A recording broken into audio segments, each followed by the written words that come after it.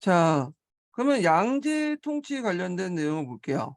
양제는 이제 그 수도가 원래는 장안, 대흥성이었잖아요. 근데 서쪽에 너무 장안이 치우쳐 있으니까 제2의 수도가 더 필요하다. 그래 가지고 낙양을 동도로 건설했어요. 그때 낙양이라는 건 예전에 낙양이 있었죠. 근데 이걸 이제 그 새로운 시가지를 만들었다. 신시가지를 만들었다. 이렇게 보시면 될 것 같아요. 그리고 인제 그 대운하를 개통을 하죠. 그래서 앞에 이제 자기 아버지가 강통고라든지 상향동 같은 이제 운하를 했는데 요거보다 좀 규모가 큰 대운하를 건설하는데 영제거, 통제거, 그다음에 상향동 자기 아버지가 만들었던 상향동을 확장시켜 갖고 예 있고 강남하 이렇게 있는데 위치 좀 확인해 볼게요. 일단은 영제고가 인제 여기 있죠. 그다음에 통제고 여기 있고 그다음에 이제 강남아 요렇게 있어요. 예. 그래서 인제 여기 좀 눈여겨볼 게 영제고인데 영제고가 인제 여기 보면 낙양에서 인제 이렇게 탑권까지 연결되는 건데 탑권은 어디냐면 오늘날 베이징이에요, 베이징.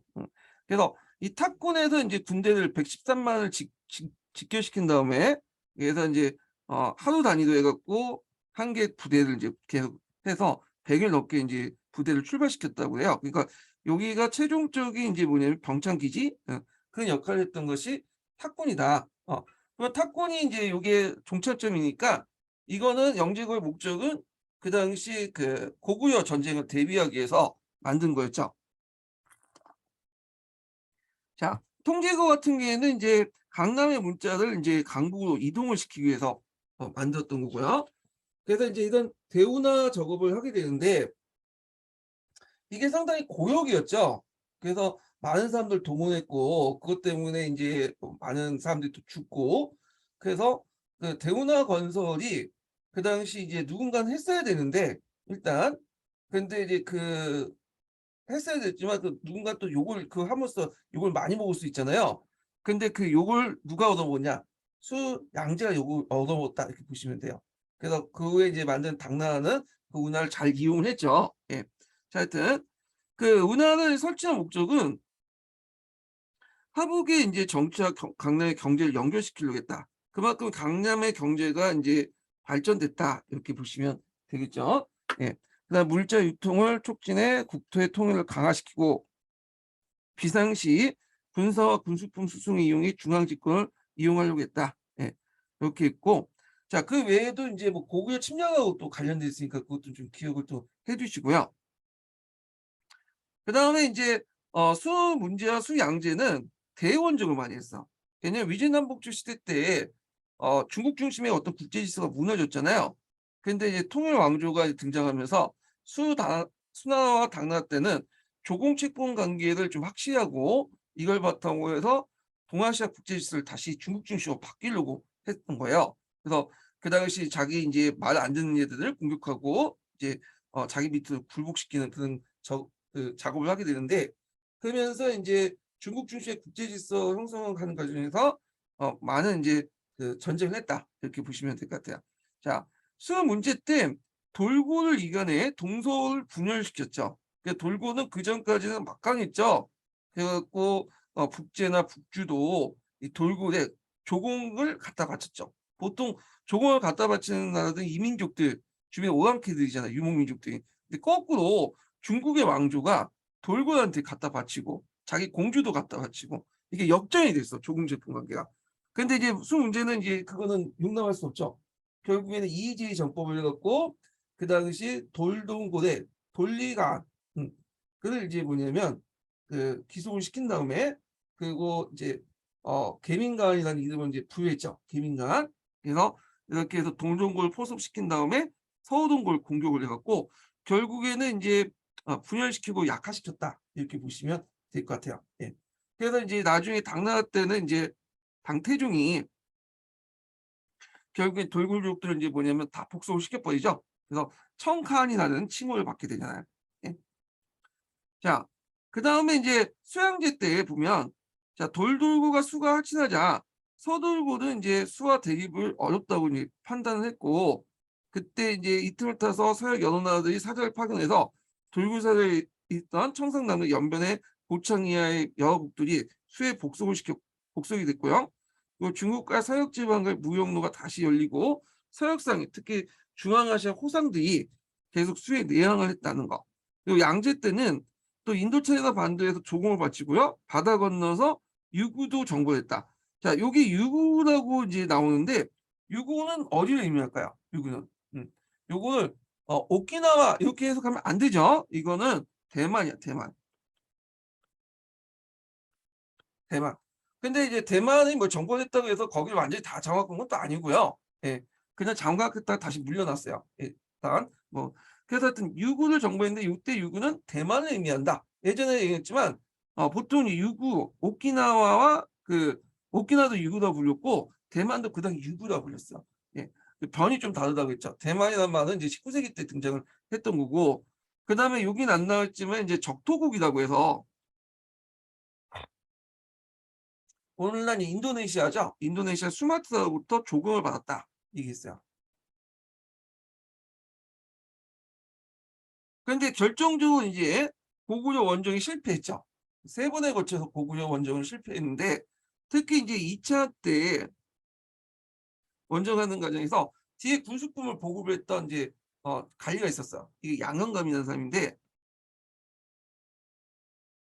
양형감의 반란이 일어났죠. 그 양형감의 반란 진압되긴 했지만 이걸 이제 뭐냐면 시초해 갖고 각지에서 이제 반란이 일어난 거야. 예. 그래 갖고 인제 하여튼 그렇게 있고 결국에는 인제 뭐냐면 그 수양제가 반란을 못 이겨서 저쪽 양자강에 있었던 강도로 피신을 가죠. 근데 그때 인제 그 자기 부하 장수였던 우문하급에 의해서 살해가 당해요. 예. 그래서 수양제의 무덤은 저 강남 지역에 있어. 거의 버려지다시피 있는데 거기 가서 이제 사람들 똥도 누고 오줌도 누고 그래요. 예. 하여튼 이렇게 있다. 그럼 수통일의 의의를 볼게요. 자, 순하는 이제 남북지역 오랜 분열 시대를 재통일했다는 점이다. 이는 당이 세계적인 대제국을 건설하는 터전을 마련했다. 그러니까 수의 이제 통치 체제가 당에 영향을 미쳤다고 했죠. 그래서 수의 제국의 통일의 의미를 찾을 수 있다. 그래서 수에 의해서 중앙 집권의 윤력 체제가 전개됐고 이런 것들이 당나라에도 영향을 줬죠. 그다음에 대우나 공사는 강남과 하북을 경제적으로 연결시켜준 교통로로서 중요한 역할을 했다. 이렇게 보시면 될 것 같아요. 자, 그다음에 당제국의 이제 성립을 볼게요. 당제국 중간에 이제 수가 망할 때 그 당시에 여러 이제 세력들이 있었어요. 여기는 안 나와 있지만 음, 두건덕이라든지 이밀 이게 왜 있어요? 이밀 음, 양양감의 이제 그 참모 출신이죠. 왕세충 이런 사람도 있는데 이런 사람들 각계 격파하고 이제 당나라 그 보조였던 이연이 통일을 하게 되죠. 예. 그래서 이연도 인제 팔죽의 인제 후손 중에 하나야, 이 사람도. 예. 그래 갖고 인제 있는데 그래서 강농 집단의 팔주국 후예로서 수를 멸망시키고 당을 건국했다. 예. 그럼 당을 보기 전에 잠깐 당나라의 인제 내용을 좀 전반적으로 보고 나서 왕들 흐름들을 좀 보고 나서 이제 당나라 넘어갈게요.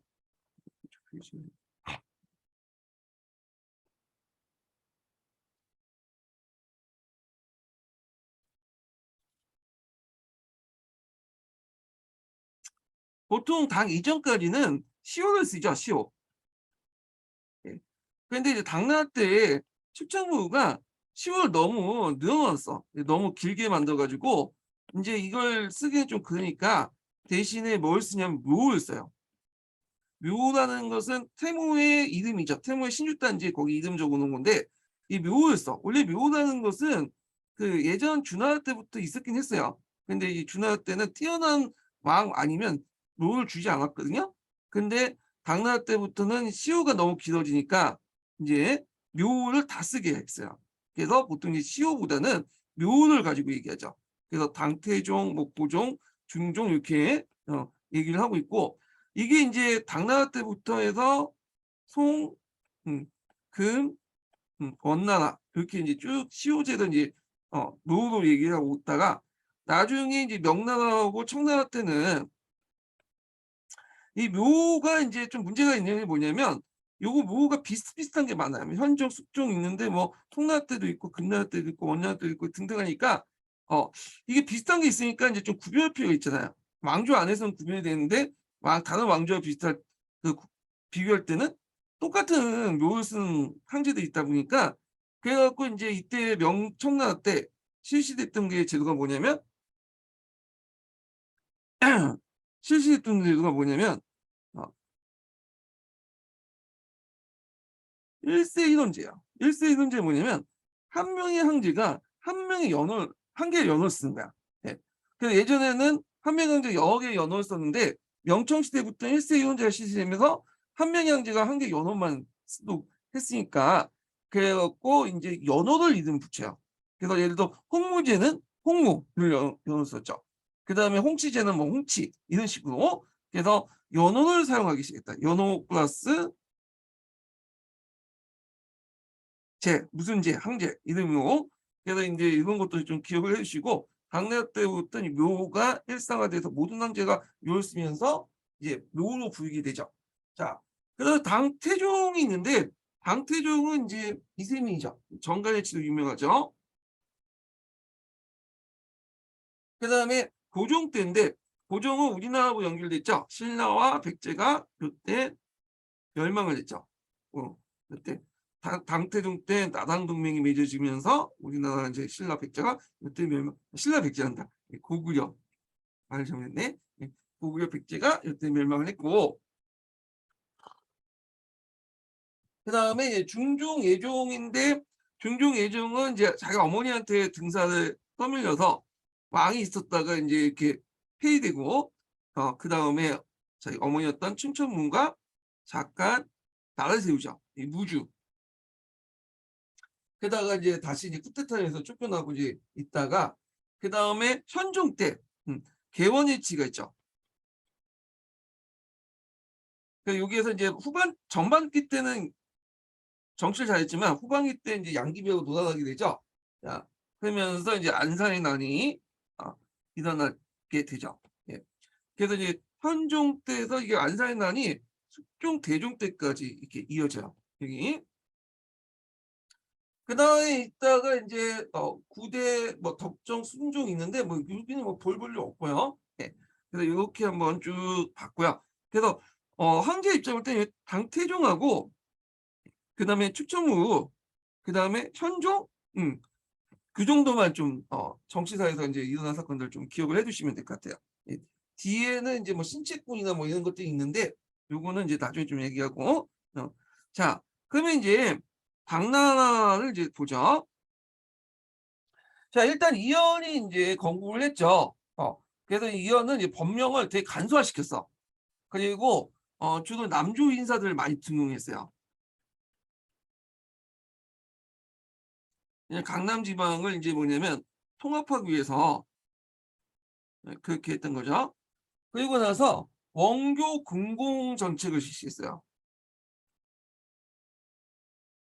예 순화 말기 때 이제 당나라 고조가 이제 뭐냐면 나라를 세웠지만 아직까지는 이단 세력들이 인제 존재를 하고 있었거든요. 그래서 가까운 곳은 뭐냐면 치고 먼 곳은 또 친교를 맺고 각계격파식으로 해 갖고 이연이 인제 통합을 했다. 이렇게 보시면 될 것 같아요. 예.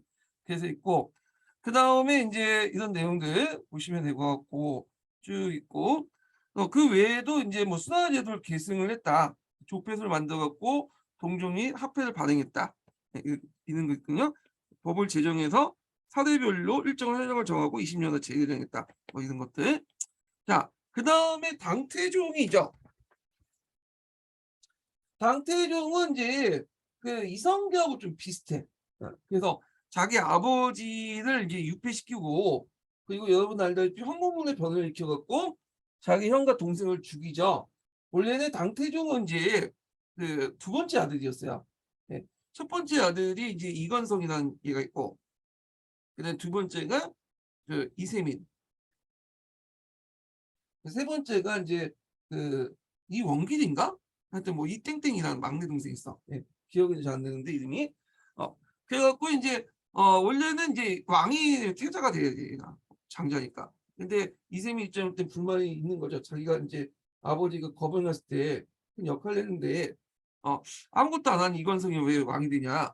그래 갖고 그 당시 현무문을 이제 예 변을 일으켰는데 그 아버지가 부른다는 이제 핑계로 그 자기 형하고 동생을 이제 뭐냐면 궁에 이제 대명궁이죠. 그때 대명궁에 이제 들어오게 하는데 그때 이제 현무문에 그 대명궁 그 앞에 현무문이라는 그 있는데 여길 통과하기 전에 이제 모든 무장 세력이나 칼 같은 것도 갖다 뭐냐면 버리고 반납하고 이렇게 들어가야 돼. 그래서 이 현무문을 지키는 사람이 이제 자기 부장 장수였는데 이때 이건성과 어 이원길인가 이 땡땡 막내 동생이 올 때 이렇게 죽여버린 거야. 예. 그래서 이걸 현무문해변이라고 하죠. 그리고 나서 이제 아버지를 협박을 해가지고 결국에 이원길이나 막내 동생이야. 예. 이원길이나 이건성을 죽이고 그다음 자기 아버지를 유폐시킨다고 협박을 해가지고 자기가 왕이가 됐던 사람이죠. 자, 그래서 이걸 현무문의 변이라고 한다. 이렇게 보시면 될 것 같고요. 자, 그다음에 이제 강태종이 이제 또 중국통을 완성했죠. 그 자녀 세력들 여러 이제 그 순화때 말기 때 자녀 세력들을 완전히 이제 통합을 했고 그다음 능력주의 인재 등용을 했다. 대표적인 게 이제 반영령하고 방학령하고 두현이 등등이죠. 그 외에도 뭐 이적도 있고 그다음에 이정도 있고 이정도 있고 이적도 있고 예. 그다음 위진 그다음 왕규 이런 사람이 있어요. 그래서 이걸 문학관 18서라고 하거든요. 여러 인재들을 등용을 했다는 거죠. 네. 그래서 이제 있고 대표적인 이제 명제상으로서 이제 방영로하고 어 두현이 이 사람이 대표적인 명제상으로서 이제 유명해요. 네.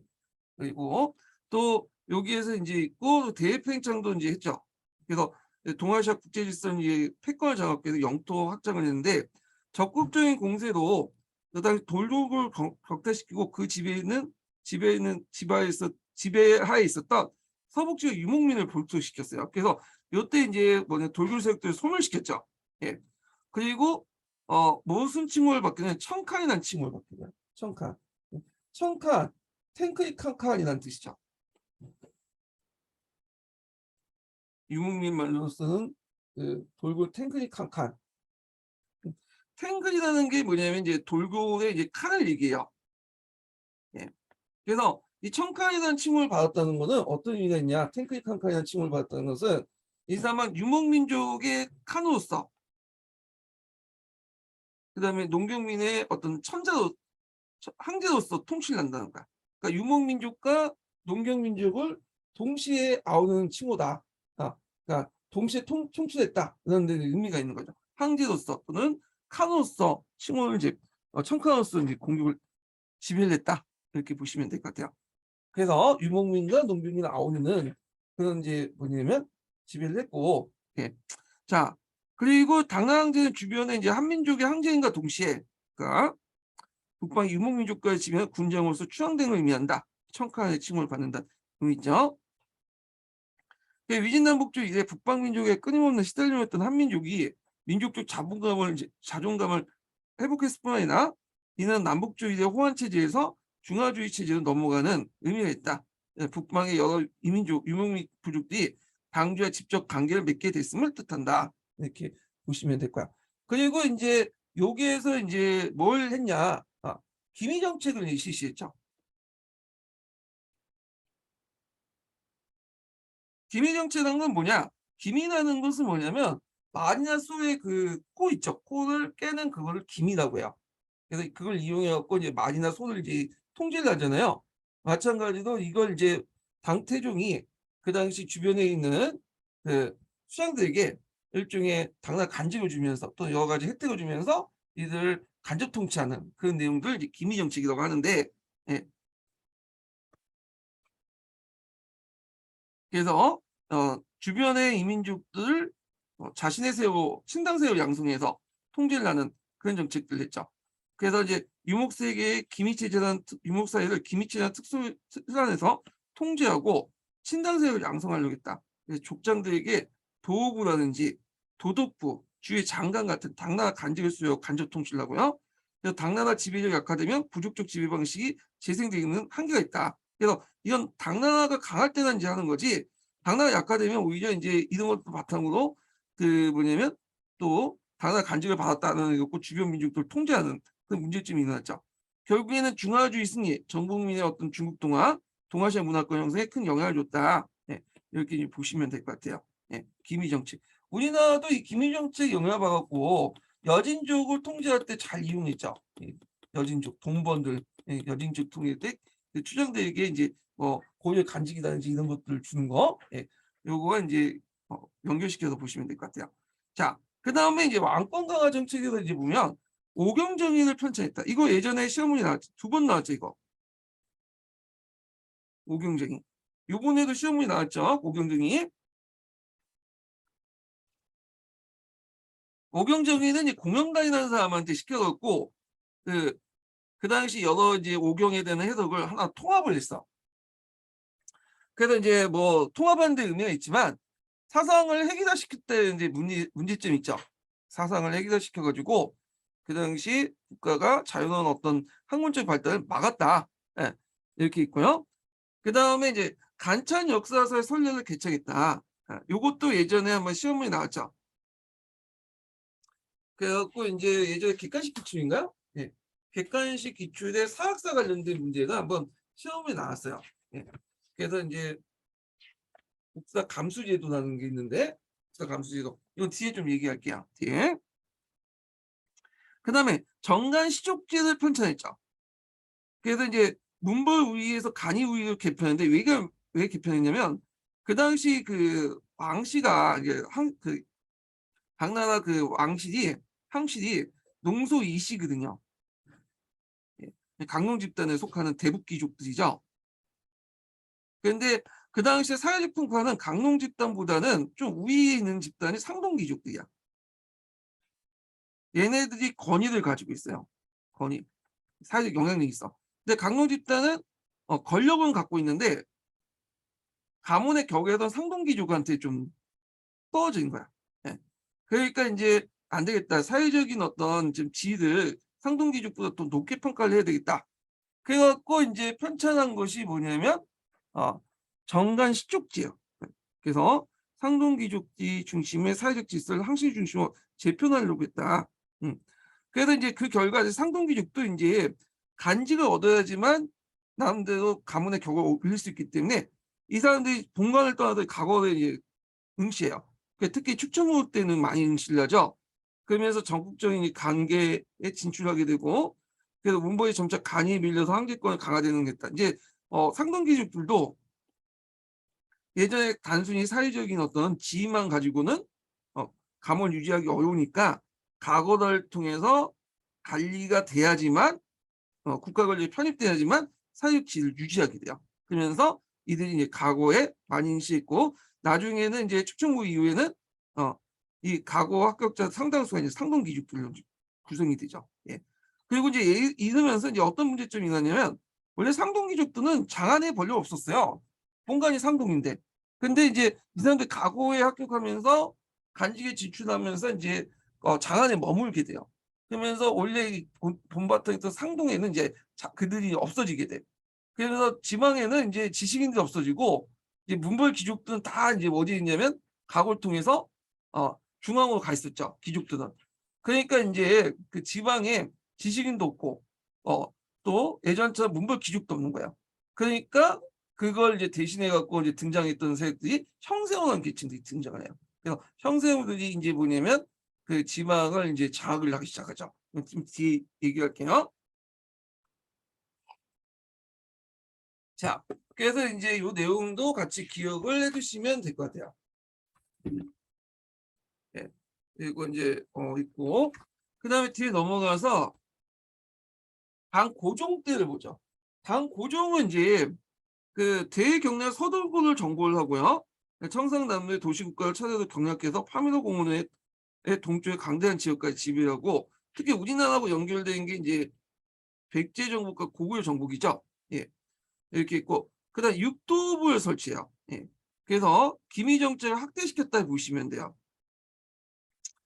그래서 이제 당태종부터 육도제는 고종 때부터 인제 실시했다고 보시면 돼요. 그래서 강대한 토지를 이제 통치하기 위해서 당태종과 그다음에 고종에 거쳐 갖고 육도부가 실시되고 그리고 요 과정에서 기미 정책들을 통해서 주변을 뭐냐 통제를 했다. 그래서 도부의 장관인 도는 중앙에 파견되었고 궁정과 민정을 총괄해서 그 아래 정복지 왕과 추장을 지방관 임명해서 어느 정도 자치 인정해주는 기미 정책을 취하했다. 예.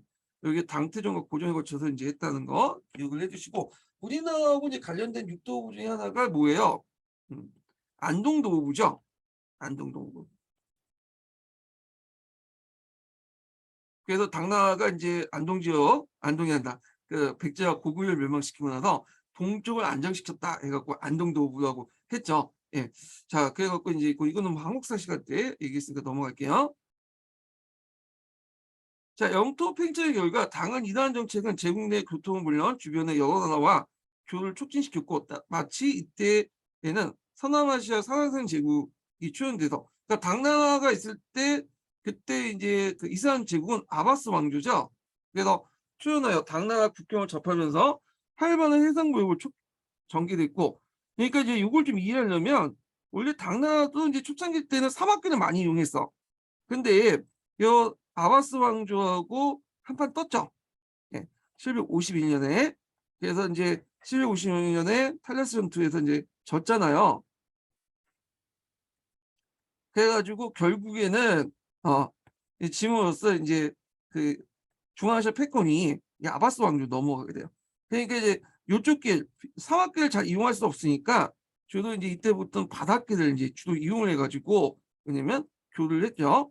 그리고 이제 호행이라고 부르는 소고트 지방의 호상들이 등장했다. 그래서 소고트인이 예전에 한번 시험 문제 나 소고트인. 요거 예전에 이제 시험 문제인데 이건 뒤에 유목민족 할 때 좀 더 살펴보기도 하고요. 자, 그래서 이제 요건 결과고, 자, 의인은 대당제국의 이러한 발전은 정치적 면에서 그 중화주의 승리뿐만 아니라 문화적인 면에서 전국민의 중국 동아에 의한 동아시아 문화권의 완성이라는 중요한 역사적 의미가 있다. 그래서 동아시아 문화권이 형성되기 시작한 건 한나라 때죠. 근데 그 완성시킨 것은 당나라 때요. 예, 요거 기억을 해두시면 될 것 같아요. 이렇게. 자, 그 다음에 당제국의 사회 변화 완성에 나눠볼게요. 앞에 이제 강농 집단이 당 초기에 이제 건국 집단이라고 했잖아요. 이거 이제 그 앞에서 얘기한 것처럼 북주 수당호 계승돼서 통일의 주체 세력이 있고 서해 팔주국이나 12대 정부 집단이었다. 예. 그래서 이제 관료적 성격이 이제 좀 강했다. 이렇게 보시면 되고요. 그래서 이제 있고 그러다 보니까 수나라 당나라 정권은 성비주의 영향을 많이 받았다. 예. 정치 세력을 보내볼게요. 초창기 때는 그 당시 개국공신 집단, 강농 집단이 우위였어요. 근데 이제 강농 집단이 이제 고종 때 추천무가 왕비가 되는 걸 이제 비판을 했거든. 찍혔죠 한마디로. 그러니까 무가 이제 집권하면서 이제 이 강농 그 개국공신 집단을 대규모 숙청을 하고 그리고 가골제를 통해서 많이 등용을 했던 지역이 상등 지역의 출신들이에요. 이죠. 그래서 얘네들 가골을 관료 출신이죠. 그러면서 이제 세대 교체가 이런 거야. 근데 이거는 당나라 입장 볼 때도 되게 잘 된 게 뭐냐면 어차피 이제 당나라가 세울 때는 강농 집단들, 건국 집단들이 이제 큰 도움이 되긴 했죠. 근데 얘네들 그대로 놔둘 경우에 세역화될 수 있잖아. 그래서 그 앞에 이제 당태종이나 이현이 이들 제거를 했어야 돼. 원래 중국의 그 노예를 보면 이제 건국 후에는 건국 대신들을 죽이잖아. 그게 뭐냐 우리 입장 볼 때는 참 참혹한 일이지만 그 당시 나라를 유지하려면 그게 이제 어쩔 수 없는 건데 그것을 이제 이현이나 이세민이 못했죠. 근데 이걸 누가 대신해 주냐? 요거도 볼지 무가 대신을 해준 거야. 그래서 무가 이 개국 공신 집단을 대거 수청을 해버린 거야. 대신에 상동, 세동 가부 관료들이 무 정권에 담당하는 됐다. 그래서 무 시대 때는 구귀족이 문벌사에서 신귀족 관료 세우고 바뀌었다. 능력주의 시대로 바뀌었다. 이렇게 보시면 될 것 같아요. 그럼 무의 정치를 볼게요. 일단 무가 이제 건국하는 과정부터 볼게요. 네. 무는 이제 원래는 그 태종의 첩이었죠. 아니, 첩이라고 좀 그림이 드는데 이게 뭐라고 하지? 후궁. 후궁이었는데 태종이 죽고 나서 이제 그때 관례에 따라서 그 당시 이제 그 어디는 비군이가 됐어요. 근데 고종이 이제 딱 보기에 이제 태종을 문안하면서 이 후궁은 이제 눈에 띈 거죠. 무추추를 무를. 그래서 비군이가 된 그 무를 데에다가 자기 후궁으로 삼았죠. 근데 이런 것은 이제 어디에 있냐면 유목민의 습관에서 나온 거야. 왜냐면 그 뭐냐면 그 농경민족에서는 도저히 있을 수 없는 거죠. 혼을 강조하는 입장에서 자기 물론 생분 아니기는 하지만 자기 어머니 뻘 하는 사람들, 자기 아버지의 첩을에다 자기 첩을 삼는다는 건 있을 수 없는 건데 유목민에서는 그게 가능해요. 유목사에서는 그 아버지가 죽고 이제 아들이 이제 그 가장이 되거나 그 지역의 부족장이 되면 그 아버지의 그 생물 지역은 자기 어머니 지역은 다 뭐냐면 첩들을 자기 뭐냐면 첩을 샀거든요. 그거는 그들을 이제 보호해 주겠다는 어떤 의미도 있어요. 예. 그래서 이제 있는데 그래서 이 고종의 그런 행위는 그 유목민족인 어떤 풍습이 나온 거야. 그래서 요걸 볼 때 고종이 그 당시 이제 했던 행위를 볼 때 요 당나라 왕실은 그 당시 선비족의 영향을 많이 받았다. 이런 걸 이제 볼 수가 있겠죠. 예. 하여튼 후궁이 된 후에 이 사람이 이제 아들을 낳아요. 예. 근데 그 본부인 이제 항우는 아들 못 낳죠. 결국에는 얘들이 이제 정치세력을 동원해 갖고 무가 이제 항우를 공격해 갖고 얘를 이제 퇴출시킨 다음에 자기가 항우가 되죠. 예. 그래서 이제 뭐냐면 항우라고 하나? 항우가 돼요. 그래 갖고 이제 있고 그리고 자기 아들들 고종이 죽고 나서 자기 아들들 차례차례 이제 즉위시키죠. 처음에 즉위시켰던 사람이 중종이고요. 그리고 중종이 비리비리하니까 폐하시키고 그다음에 예종을 즉위시켜요. 예. 그 야종도 이제 폐위시키죠. 둘 다 폐위시키고 그리고 나서 그 당시 공포 정치와 참의선을 잘 이용해갖고 자기가 등극을 했죠. 예. 그래서 중국 역사상 유일한 여제도 등극을 했는데 이걸 뭐라고 하냐 중국 역사에서는 무주를 세웠다 해서 무주혁명이라고 해요. 그래서 주라고 하죠. 국호를 주라고 하는데 주는 예전에 많았잖아. 그러니까 이제 무씨가 세운 주다 해서 무주. 그래서 혁명이라는 것은 뭐냐면 성을 바꿔치웠다. 그래서 이 시에서 무씨로 바꿔치웠다 해갖고 무주혁명이라 한다. 이 사건을. 그리고 이제 수도를 장안이 아니라 낙양으로 옮겨요. 예. 자, 그런 식으로 해갖고 이제 있고 그래서 이제 이 사람은 이제 어느 분을 모델로 했냐면 서준을 모델로 제도 개입을 해요. 이거 예전에 한번 시험 문제 나왔는데 오답으로 나왔죠. 오답으로. 서준을 모델로 해갖고 제도 개입을 한다. 그러다 보니까 이제 이 사람이 이제 강조되는 게 뭐냐면 주례죠. 주. 네, 여기 주라고 하고 국호를 주도하고 서주에 이제 이상을 재현하고 그래서 그 당시 서주 제도를 기록한 주례 있죠. 주례를 상당히 개혁의 모델로 삼았다. 이렇게 기억을 해주시면 돼요. 그래서 요 관련된 내용이 공군의 기출문에 나왔어요. 주례에 의한 간제개혁 관련된 내용이. 그래서 주례에 따라 간제개혁을 하면서 사상적으로 도교 대신에 또 불교를 신봉해서 불교 발전했다. 도교는 그 당시 이제 누구의 후원을 받고 있었냐면 당나라 왕실의 후원을 받죠. 항시대. 왜냐하면 이제 도교를 세웠던 그 사상적 지주가 노자잖아요. 예전에 말했죠. 노자 이름이 이이잖아. 이이가 농소 이씨와 같은 집안이다. 그래서 그 당시 도교를 믿어줬어요. 근데 거꾸로 이제 추천호는 도교 대신에 그 뭐냐면 불교를 이용했어. 그러니까 불교를 이용해가지고 그 뭐냐면 여왕 즉위의 정당성을 마련하려고 했어요. 예. 도교는 그런 것들이 이제 좀 힘든데 불교 같은 경우에는 부처도 여자가 될 수 있잖아. 예. 그리고 자기를 이제 뭐라고 이제 하냐면 비로 잔화불이다.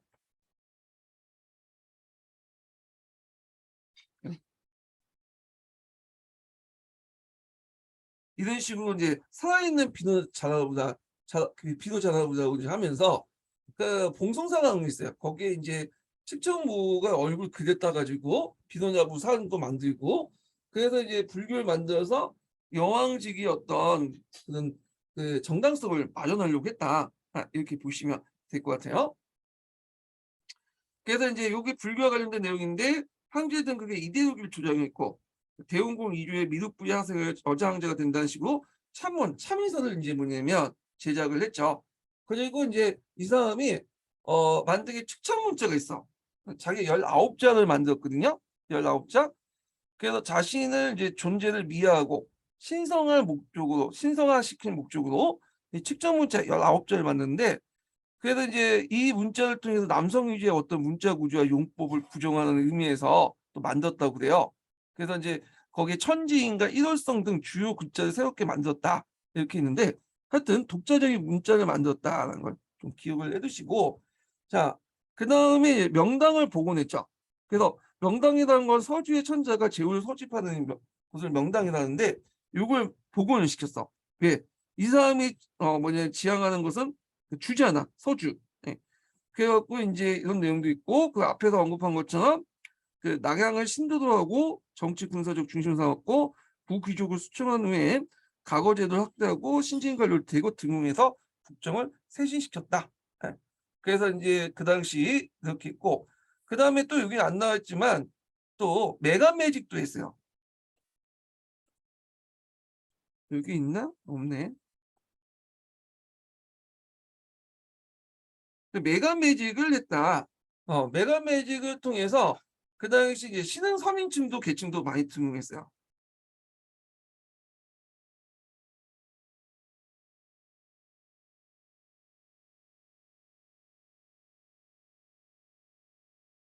그리고 간직도 남설했죠. 메간 매직하는 과정에서 간직도 많이 남설했어. 예, 신설했고, 그리고 이제 주로 이제 정치는 이제 무시일족들이 많이 했죠.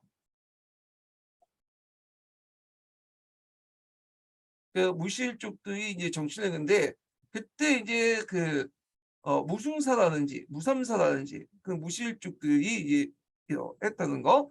그다음에 거기에 장혁진이라든지 장창종 같은 그런 적인걸 같은 과거 이제 관료들 이런 사람들이 도움을 받고 정치를 했다는 거, 이렇게 보시면 될 것 같아요.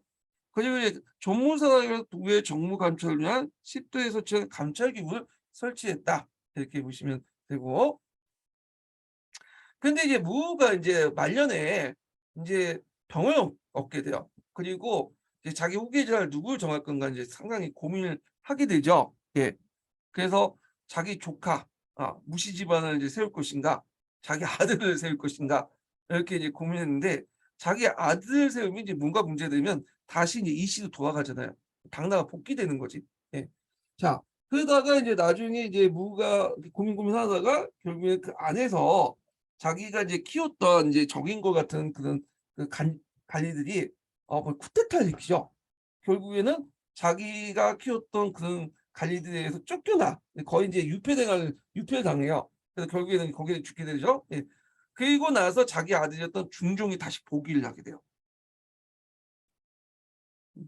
그래서 이 중종은 두 번 왕이 됐던 사람이야. 한 번 이제 왕이 됐다가 자기 어머니를 쫓겨나서 있다가 다시 어머니 대신에 뭐냐면 왕이가 됐죠. 근데 이 중종도 그 부인이었던 사람이 이제 뭐냐면 위씨거든. 중종의 부인. 이 위씨는 이제 자기가 한번 제2의 이제 뭐냐면 또 축청무가 되고자 그 당시 중종 자기 딸이었던 악락공주하고 이제 안락공주하고 짜가지고 뭐냐면 중종을 독살시켜 보이죠. 예. 무서워. 이걸 받아도 그 당시에 추충무가 왕이 된 거나 황제가 된 거나 위씨가 자기 황제가 되려고 했던 것도 다 이게 뭐냐면 유목민의 어떤 성향이라고 볼 수 있다고 거든요. 유목민 여자들이 좀 기가 세잖아요. 네, 이런 것들이 반영됐다 이렇게 하잖아요.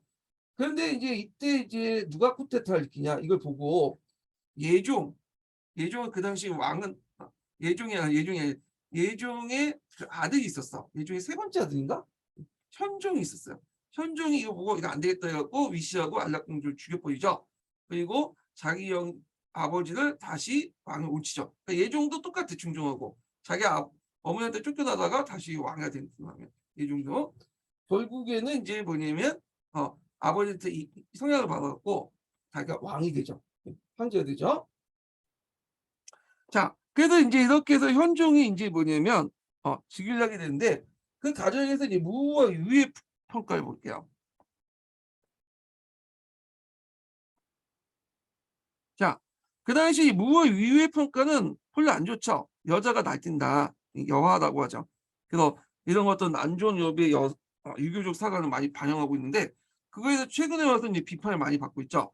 왜냐하면 무시대 때 위유는 뭐 그렇게 평가 안 좋죠. 이 사람은 어차피 권력욕에 사로잡히는 거고 무도 권력욕에 사로잡히면 정치는 좀 잘했다고 보고 있어요. 농민 반란이 거의 없었고요, 이 당시에.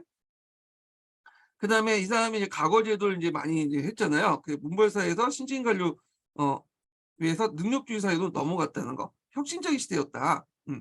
그래서 인제 꼭 모 시대가 뭐냐면 이게 여아가 아니었다. 오히려 당나라한테 큰 도움이 됐다. 뭐 이렇게 인제 얘기를 하고 그다음에 무가 이제 황제가 되거나 이효가 인제 어 그 황제가 되려고 했던 그런 것들 여자가 황제가 되려고 했던 것은 이 호족적인 성격이 많이 반영됐다. 이게 인제 이민족 어떤 유목민주의 성격이 많이 반영됐다는 거죠. 예. 그래서 이제 당나라 왕실의 이제 유목민족 성격을 얘기할 때도 이 축척무와 위유 관련된 내용을 좀 언급을 해요. 그 부분을. 예. 자 그래서 인제 이렇게 인제 봤고요. 그다음에 인제 현종 때로 넘어가죠, 현종. 그래서 자기 아버지를 세우고 일단 곧바로 인제 현종이 아버지로부터 양해를 받고 뭐냐면 했죠. 현종이 우에게 독살됐던 게 아니에요. 그리고 표현이 좀 그런데 얘가 표현이 좀 그런 거죠. 예종은 또 이건 아니고 중종 이후한테 독살당했다. 이렇게 보시면 돼요. 자 그러면 이제 마지막 인증번호 알려드릴게요. 마지막 인증번호는 88 번입니다. 예 마지막 인증번호 88 번입니다. 자 현종은 크게 인제 뭐와 뭘로 나누냐면 개원과 두 개의 연호 사용했죠. 개원하고 그다음에 첨보라는 용어를 사용했어. 이게 전반기고 이제 후반기인데 개원 때는 정치를 잘했어요. 그래서 이걸 이제 개원해치라고 하죠. 근데 첨보 때는 이제 양귀비하고 이렇게 놀아나 가지고 정치를 망쳤죠. 그래서 결국에는 이제 안사의 난이 일어나잖아요. 여기 안록사의 난이.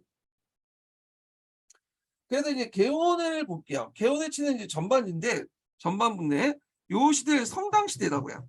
그러니까 보통 인제 중국의 문화를 나눌 때 뭐냐면 초당, 그다음에 성당, 중당, 만당 요렇게 나누거든요. 예. 중국의 문화를 나눌 때 그중에 이 성당 시대가 제일 강한 문화가 정성기였다고 그래요. 그래서 뒤에 좀 얘기했지만 뭐 두부라든지 이백이라든지 여기 인제 유명한 시인들이 요때도 나오고 그래요. 그래서 인제 문벌 귀족 세력들을 억제하고 인재 세력을 등용을 하고 그다음에 최방 처치사를 둬서 각도의 행정 업무를 관장하기 위해서 설치를 했다. 그래서 이때 이제 명재상들이 많이 인제 등용이 됐다는데 그때 등용이 됐던 사람들은 인제 그 요순이라든지 그다음 송경 같은 사람들이 있어요. 근데 이 사람들은 현종이 처음 등용했던 건 아니고요. 그 예전에 인제 측정호 때 각오 시험을 통해서 왔던 신진 관료들이야. 그래서 측정부가 만든 인재 풀을 잘 이용했다. 이렇게 보시면 되겠죠. 그래서 이제 요순 같은 사람은 그 당시 인제 대강 10조를 발표해요.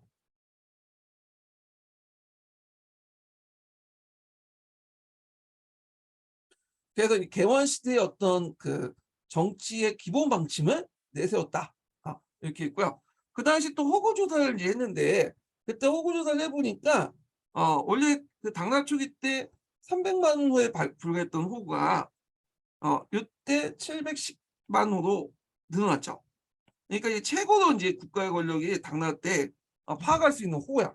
근데 이렇게 했지만 첨보 때 이제 안사의 난이 나서 안禄사의 난이 나서 많이 확 떨어졌죠. 예. 그래서 하여튼 기껏 해 갖고 이제 정점을 이뤘는데 또 막바지는 또 자기가 첨보 시대 때 있죠. 그 개원 때까지는 호가 올라갔다가 안사의 난 이후는 확 떨어지죠. 예. 그래 갖고 인제 이렇게 있었다. 이렇게 보시면 될 것 같아요. 그래서 이렇게 있고 그다음에 인제 그 첨보 시대 볼게요. 첨보 시대는 733 년에서 756년 이렇게 356 년이 됐네. 예. 그러니까 이때부터는 율령 체계가 붕괴되기 시작했는데 일단은 이제 군전제가 붕괴되죠. 왜냐하면 군전제를 바탕으로 해서 조용조하고 그 뭐냐면 아 그 부병제가 연결돼 있으니까 예, 군전제가 이제 붕괴돼. 인구 증가로 더 이상 농민들에게 나눠줄 토지가 없게 돼.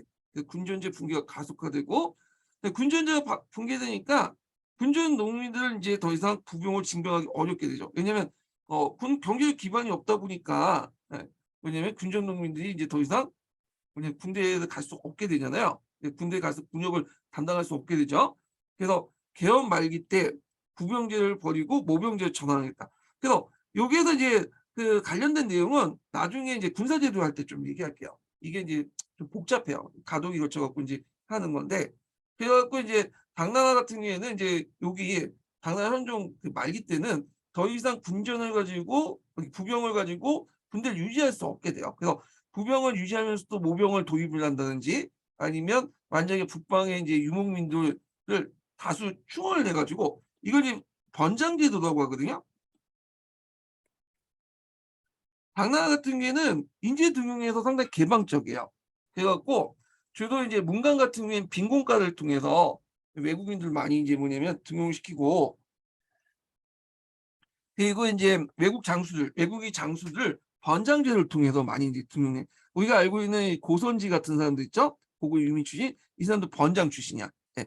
그래서 이 번장들 특히 이제 북방 유목민들을 번장으로 많이 등용해 갖고 그 얘들 이제 누굴 임명하냐면 절도사로 임명해요.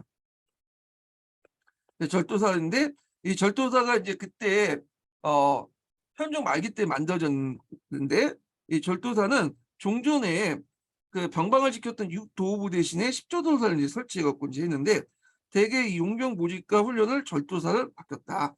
근데 이 용병들 상당수, 절도사 상당수가 거의 뭐냐면 이민족이죠. 이민족 출신이야. 그래서 이는 군사 강화를 가져오긴 했지만 대개 이민족이 많이 기용됐기 때문에 외인 부대적 성격을 띠면서 우인 행폭을 가져오게 되었다. 그래서 이제 결국에 이것 때문에 이제 그 안록산도 이제 절도사 출신이잖아요. 그래서 결국에 안사의 대난을 가져왔고 당말 5대 절도사의 행폭을 가져왔을 뿐 아니라 북방민족들이 하락하는 등 정보방조 추진을 가져왔다. 예, 이렇게 이제 보시면 될 것 같아요. 예. 자, 그 다음에 이제 있고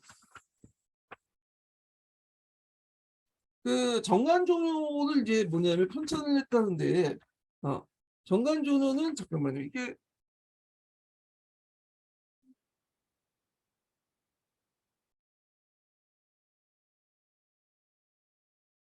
이 정관조노는 여기는 뭐 고종 때 편찬한 걸 이제 아니 그 당현종 때 이제 편찬한 건데 실제 그 내용은 당현 그 태종의 언행이죠.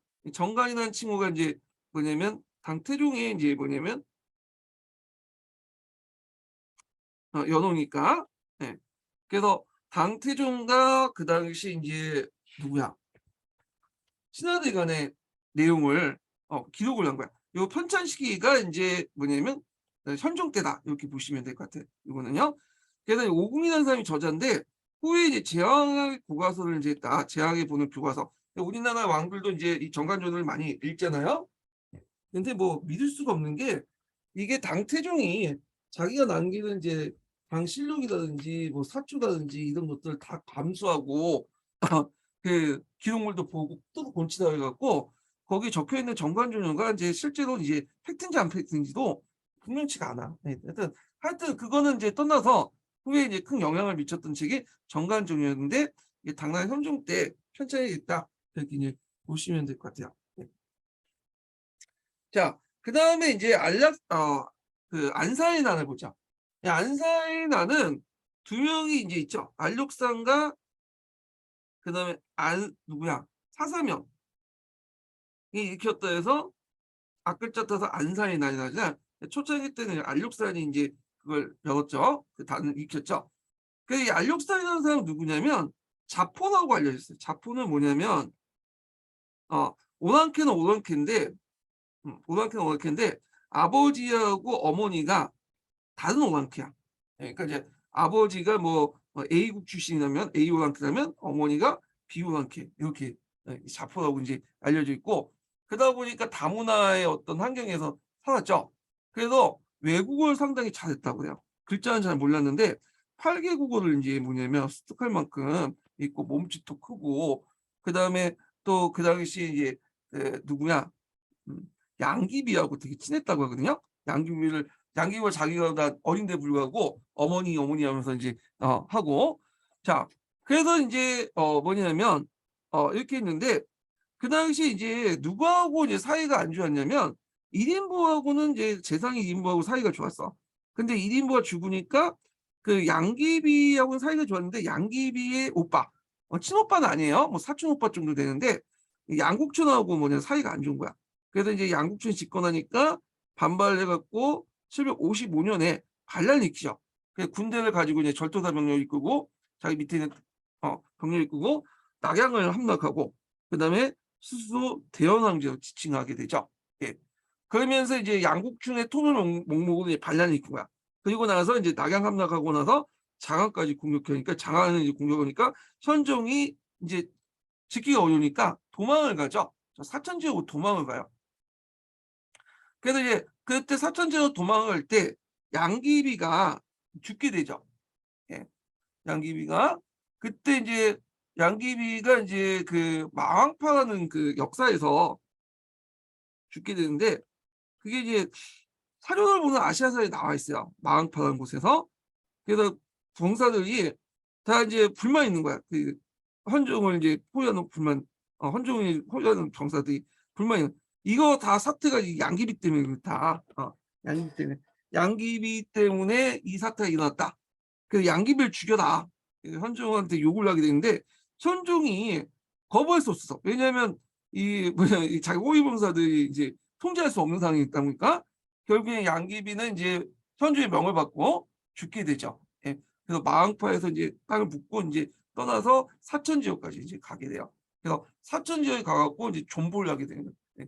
그래서 인제 결국에는 그랬는데, 자, 그래서 이 안록사의 날 이렇게 있고 양귀비도 좀 억울한 것도 있어요. 양귀비도 아까 제가 말처럼 원래는 이제 후궁이 아니었죠. 양귀비는 후궁이 아니었고 그 현종의 인제 그 아들이 있어요. 현종 8 명의 아들이 있을 거 아니에요. 그때 인제 며느리였어요. 예. 그 아들 수왕이 있었는데 수왕이 비였어요. 자기 며느리였어. 근데 양귀비를 보고 인제 확신을 품어 가지고 수왕을 저쪽 이제 지방으로 보내고 얘가 인제 뭐냐면 양귀비를 자기 그 후보 맞는 거야. 후보를 받아들인 거죠. 그때 양귀비의 나이가 인제 21살이었고 현중의 나이가 56 세였다고 그래요. 나이 차이가 몇 살인 거야? 하여튼 어 그래 가지고 인제 있는데 하여튼 뭐 억울하게 죽었다 이렇게 보시면 되죠. 네. 양귀비 때문에 인제 나라가 망하겠어요. 정치를 못한 현중이 잘못인 거지. 예. 자, 하여튼 이렇게 있고 그다음에 인제 안록산이 누구한테 죽냐면 자기 아들한테 죽어요. 안경서라는 그 아들인데 안경서에 죽고, 그리고 이걸 본 이제 사사명, 그 밑에 안록산의 부하장수였던 사사명이 뭐냐면 안경서를 죽여 버리죠. 그리고 뭐냐면 자기가 이제 어 황제가 돼. 근데 황제가 칭한 거죠. 근데 그걸 또 아들 누가 자기 아들인 사조리한테 또 죽어. 예. 그러니까 완전히 콩가루 집안이야. 안경서하고 사소리가 이제 자기 아버지를 죽이고 한번 해 보려다가 결국에는 또 망하고.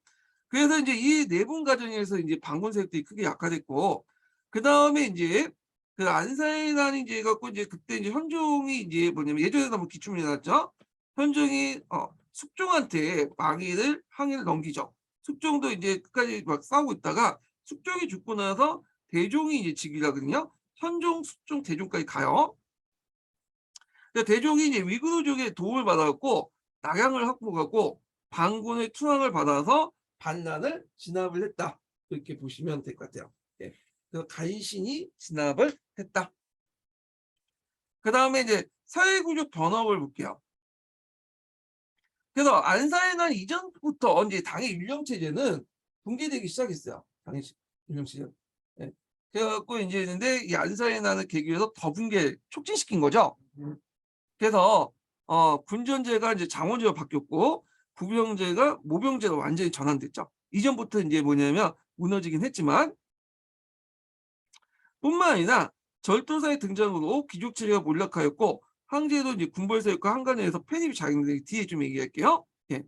그래서 인제 있고 그다음에 이제 그 또 귀족 계층이 붕괴되면서 송대 서민사회 여는 계기가 되었다. 예, 이거 이렇게 있고 요 부분은 이제 뒤에 이제 사회구조사 관련할 때 이제 좀 더 얘기를 하고요. 자, 그다음 고선지가 있는데 고선지 여러분들 아시죠? 네. 그 당시 현종 때 활동했던 인물이야. 그리고 이제 고구려 유민 출신이죠. 그래서 당나라 같은 변장 제도가 있어 갖고 그 당시 외국인 어떤 장군들을 이제 많이 기용을 했다고 했잖아요. 이 고선지도 그거 중에 한 명이었는데 이 사람이 이제 보병과 기병 보기 1만 명을 이끌고 화민을 공을 넘어서 그때 문제가 됐던 토본을 점령하고 그리고 대식국 등 이제 72개국을 당나라에 복송시켜요. 그리고 안소 도부나 절도사가 되는데 자, 안소도 안소 사진 절도사였는데 다시 이제 서역을 장악하고 나서 서해상군과 여기 서해상군이라는 것은 이제 아바스 왕조죠. 아바스 왕조군과 탈라스에서 싸우는 패했죠. 네. 그래서 이때부터 이제 중국의 제지법이 서방에 전파됐다고 하죠. 근데 이제 이거 패한 이유는 고선지가 좀 잘못했긴 했어요. 왜냐면 고선지가 그쪽 지역을 이제 서역 원정할 때 항복했는데도 불구하고 들어와서 약탈도 하고 사람 죽이고 그리고 뜯어내고 하다 보니까 그 지역의 민심을 잃었어요. 예. 그래서 이제 같이 전투하는 그 여러 부족 중에 이제 고선지 혼자만 이제 당나라만큼만 했던 게 아니라 아바스 전투에서 여러 부족까지 연합해 갖고 했는데 이런 이제 폭정에 이제 있었던 그 불만을 갖고 있던 그 고선지에 연합했던 부족들 서역의 부족들 중에 무슨 부족인데 한국의 부족이 제일 큰 부족이 고선지하고 배반을 해서 고선지를 배반해서 저쪽 그 타라스 아바스 쪽으로 이제 아바스 왕조 쪽 붙은 거야. 그래서 결국에 고선지가 뭐냐면 패배를 하는데 고선지가 자업자득 한 측면도 있어요. 예. 관리 통제를 잘 못했죠 여기를. 예. 자기 혼자 이제 막 멋대로 행동했고. 자, 하여튼 이 안산의 때는 동관을 굳게 지켰으나 동관을 지켰으며 반군이 장안 진출을 저지됐으나 강군이 이제 파견된 한간의 모함에서 진중에서 헌종의 명령으로 처형됐고 마침내 수도 장안이 함락됐다. 뭐 이렇게 고선지 관련된 내용 봤고요. 그러면 안산의 난 이외에 당나라가 큰 타격을 받았잖아요. 네. 그런데 불구하고 당나라가 오래 유지가 됐었거든요. 그 이유가 있어요. 이거 좀 보면 자, 안산의 난 이후에 당 지속 원인을 좀 볼게요. 그 당나라는 안산의 난 이후에도 계속 100년 이상 지속이 됐죠. 첫 번째로 그 뒤에 있잖아요. 당나라가 멸망할 때 이제 절도사 세력들이 이제 아니 당나라가 된다. 안산에 전원해갖고 절도사 세력들이 이제 힘이 강했잖아요. 근데 절도사 세력 간의 세력 균형이 깨지지 않았다는 거. 예. 그게 이제 나중에 주정청에서 깨지게 되는데 하여튼 그 전까지는 깨지지 않았고 그다음 두 번째 사회 전원으로 귀족 세력들이 몰락했지만 새롭게 형세형 세력들이 등장했어. 그래서 형세형 입장을 볼 때는 절도사 체제보다는 당조화돼서 사회 경제적으로 더욱 유리하기 때문에 당이 협조를 했고요. 그리고 이게 제일 중요한 게 경제적 문제인데 이 강남이 전량에 휩싸이지 않았던 거야. 휩싸이지 않아갖고 이 강남 지역이 그 당시 막 부각을 하고 있었잖아요. 예. 농업 생산량이라든지 인구도 늘어나고 특히 당나라 말기 때 들어가면 이 강북의 생산보다 강남의 생산이 이제 초과하게 되거든요. 근데 강남이 계속 당나라의 어떤 수중 안에 있었다는 거죠. 예. 그래서 수양제에 의해서 개발된 운하를 통해서 농업 생산물이 원활히 운반되어 당의 재정을 보완했다. 그리고 우리가 이제 뒤에 얘기한 양세법이라는 것도 주로 이제 이렇게 강남을 대상으로 한 거야. 당나라 정부에 뭐냐 예속되는 강남. 강북은 상당수 이제 뭐냐면 거의 절도사로 넘어갔고 세금도 안 들어오고 그런데 강남은 순지죠. 뒤에 있지만 이제 착한 절도사들 있어. 당나라 말에 고분고분하는 문벌 귀족 출신의 절도사들이 통치했던 곳이거든요. 그러다 보니까 이제 강남의 이제 세금이 그대로 뭐냐면 장안 정부로 들어가게 되는 거죠. 들어오게 된 거죠. 자, 그래서 100년 동안 이제 유지될 수 있던 것이 당나라 정부가 강남을 장악했기 때문이다. 그런데 항소에 나는 경우죠. 다르죠. 항소에 나는 강남에서 일어났어요. 상동에서 일어났긴 했지만 강남까지 이제 뭐냐면 휩쓸고 다녔죠. 그러다 보니까 강남이 이제 당나라의 당 조정의 어떤 통제에서 벗어나게 돼요. 그러다 보니까 항소에 나는 부터는 이제 당나라가 완전히 꺾어지기 시작한 거죠. 이렇게. 그래서 멸망을 하게 됐다. 이렇게 보시면 될 것 같아요. 예. 자, 그래서 인제 있고 그다음에 넘어가서 이제 절도사의 등장과 당제국의 붕괴에서 난사에 난 이후에 인제 당나라 후기에 관련된 내용인데 요 부분은 나중에 이제 다음 시간에 진행을 하도록 하겠습니다. 오늘 강의 듣느라 수고하셨고요. 다음 시간에 뵐게요.